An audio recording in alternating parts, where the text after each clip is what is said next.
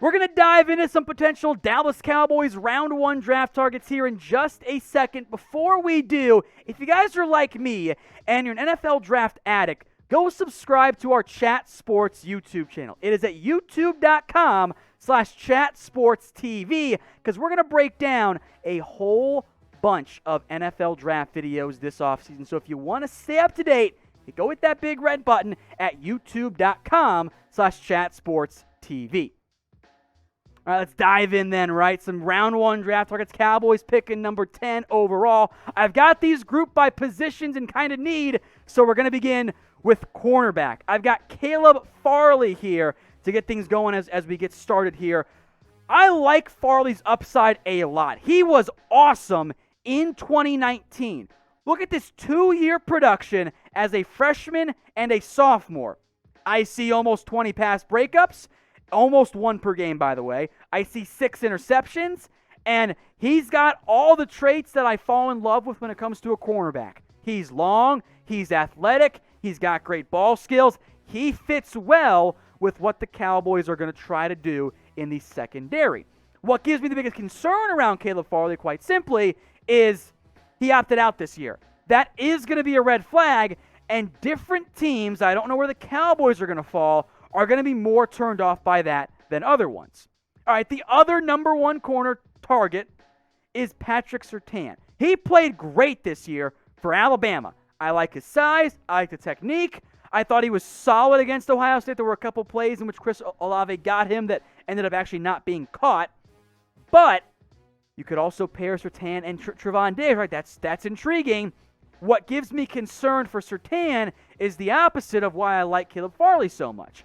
It's the athletic upside. Look, at the college football NFL level, there's no such thing as a bad athlete relative to us normal human beings, right? But there are bad athletes in the NFL. I don't think Surtain is one of those, but he's not an elite athlete. And the ball skills were nowhere near as good as what Caleb Farley has shown. So I would be fine with either of these guys. But I want you guys to get your votes in here. Pick a cornerback prospect for me at number 10 overall. Type CF for Caleb Farley or type PS for you want Patrick Surtain on your roster in 2021. One more name I did want to get to here, by the way, when it comes to the cornerback position. That is J.C. Horn, who did kind of the hybrid thing is what I'll call it in the end here. Began the year playing for South Carolina, was awesome against Auburn. Honestly, some of the best tape you'll see this year because both interceptions he had this season, they came against Auburn. That's how good he was in that particular game. He was nothing short of spectacular. He played a fantastic season for the South Carolina Gamecocks. What gives me concern, though, when it relates to J.C. Horn is he opted out. And he kind of, at some level, and this is a fair knock versus an unfair knock, he did kind of bail on his team, which that's not always fair, but that's how NFL teams are going to view it. And outside of Auburn, I mean, part of it is he didn't really get targeted. He allowed 8 catches all year because teams stood him 24 times. I don't think he's a real option at 10. That's a little bit rich for me. If you trade down, however, I'm on board with Horn at that point. And cornerback, guys, look, it is an area this team has got to address because you got Trevon Diggs, Anthony Brown under contract, and then your next 2 guys are free agents, and do you trust Rashard Robinson? Maurice Canady comes under contract. Like, no, I don't really like that idea. So you got to find cornerback help probably in both free agency and the NFL draft. So let me know in the comments who you guys want to draft. I'm going to make this question, by the way, the pinned comment on today's video. Let me know what you guys think in the comment section. Let's talk offensive line here now. People ask me, Tom, how big of a need is left tackle? And I go, I don't know, maybe. Because it all depends on Tyron Smith. If you roll it back with Tyron Smith and you feel good about his health, you're probably not taking a tackle in round 1 because Penei Sewell's not going to be there. I'm sorry. But if you're worried about Tyron and or you move on from him, there are 2 guys who I think might be there at number 10 overall as we sit right now in January. First up is Rashawn Slater, another opt-out. Northwestern tackle. Teams are going to be concerned about his arm length. That is going to be, frankly, his single biggest red flag because it's not going to be the typical size at left tackle. But when he played against Chase Young, the dude was awesome. He didn't allow a sack all year for Northwestern, only 6 hurries total. That's really good numbers. Speaking of 6 hurries and pressures total, Christian Darrisaw from Virginia Tech, the same number this year as he had a massive breakout season. He was not on my radar as a potential round 1 guy entering the season. He is now. Now, maybe top 10, maybe like a top 15 guy. There's a bit of a drop-off after Penei Sewell, bit of a one-year wonder, but he's a people mover, and he can pass protect, and that's a pretty good 1-2 punch at tackle. Let's talk a linebacker now, which I don't really want to do, but we're going to do it anyway here. Micah Parsons, who generally, is regarded as one of the best defensive prospects this year. And he's great against the run, filling and guessing and when blitzing, but I've got some legitimate concerns about his pass coverage ability. And that's talking about a guy who put up great numbers, 109 tackles last year for Penn State, bunch of tackles for loss, 5 sacks, he can blitz. That's too much like Jalen Smith, which legitimately is my comp for him. Pre-injury Jalen Smith.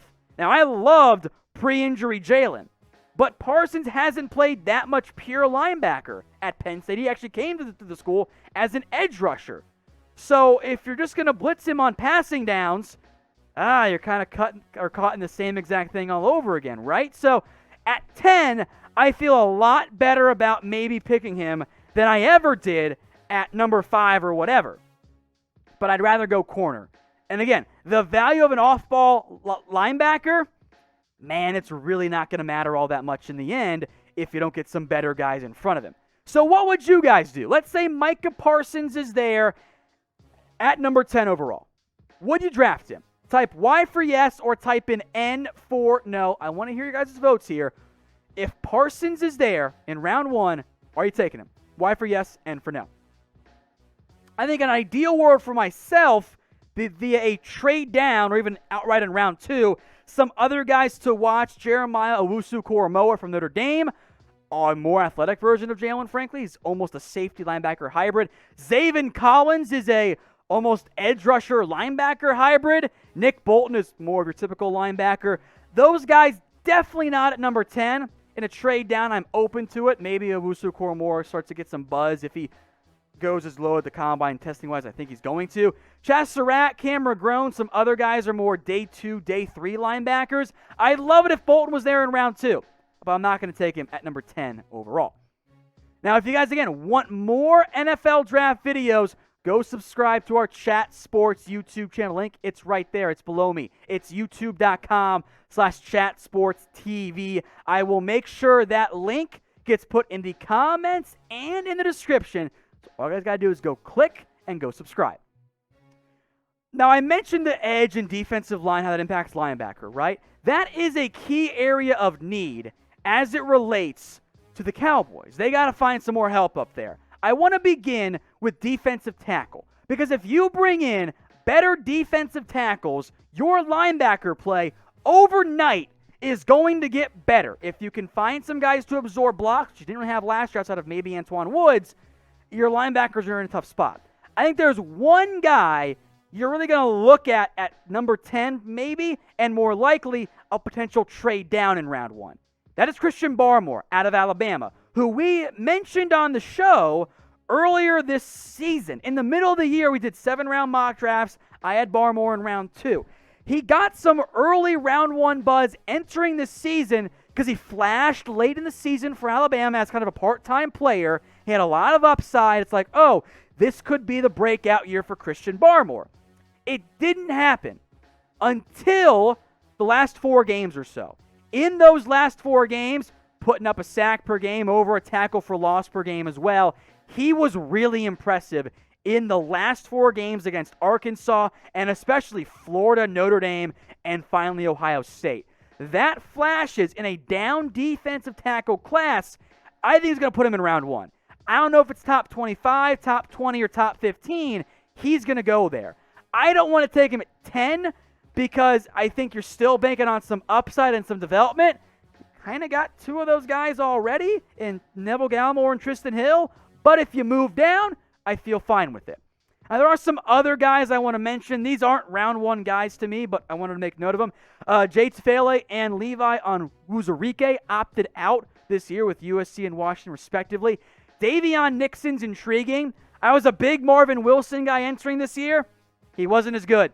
He regressed, and I don't know if he's going to go round one or even top 50. Alim McNeil, though, hey, you want a big guy who can rush the passer? I like McNeil. That might be my ideal option. Round 3, I don't know if he lasts that long, but you get a nose guard that can rush the passer. Ooh, I like that. Now, I mentioned Barmore as a trade-down candidate. So should the Cowboys do that? Type A for yes or type in B for no. Do you want the Cowboys to move down or stand pat? Let me know what you guys think in the comments section. I mentioned defensive tackle, now defensive end. DeMarcus Lawrence, locked and loaded at one spot in what I think will be the base, quote-unquote, for Dan Quinn's scheme.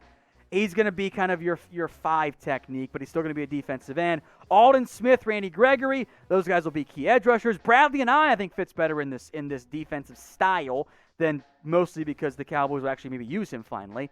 But you could look at an edge rusher, right? And Gregory Rousseau, oh man, he put up great numbers before he opted out. A lot of that production came on the interior. I don't think he's going to be a top 5 pick. I don't love him at 10. And I think draft Twitter is going to be, and draft media is going to catch up and be a lot lower on him than where he was preseason. Azeez Ojulari and Joseph Asai and Jason Owe are kind of bendy, athletic edge rushers there. Ojulari, if you watched I think it was the Sugar Bowl against Cincinnati, that poor left tackle stood no chance. Kwity Paye is kind of a freak athlete, but didn't produce all that much. It's a weird year for edge rushers. You got 2 great athletes in Owe and Paye that didn't actually produce all that much. They're not top 10 guys. You trade down, you're in a little bit better range there.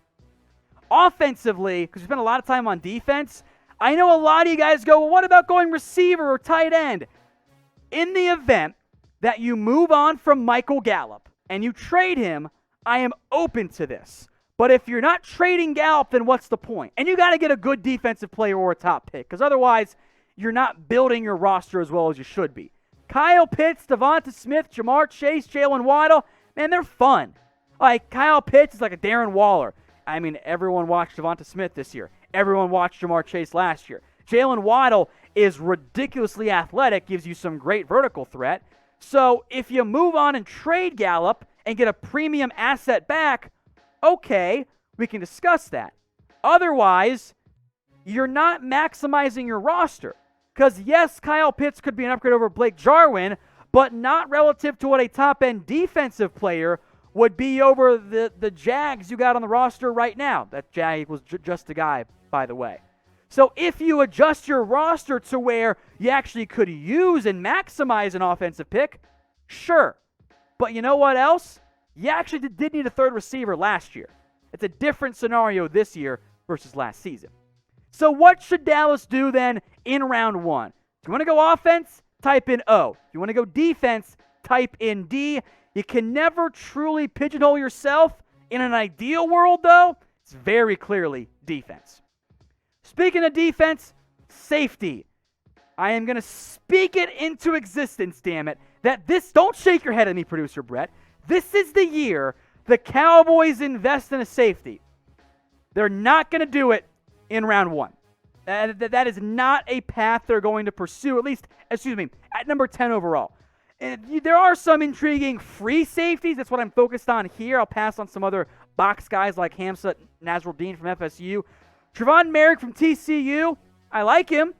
I'm open to him in round 2, not in the top 30. Javon Holland's almost a safety nickel hybrid. Andre Sisco is major boom or bust, but he's a single high guy who's going to make a lot of plays on the football. Richie Grant, James Wiggins are actually kind of intriguing later on. The issue here is that none of these guys are true top 10, even true round 1 players. So because of that, you're not going to take them in round 1. See what's available on day 2. So draft targets at some stage, yes. Round 1 draft targets, not so much on that one.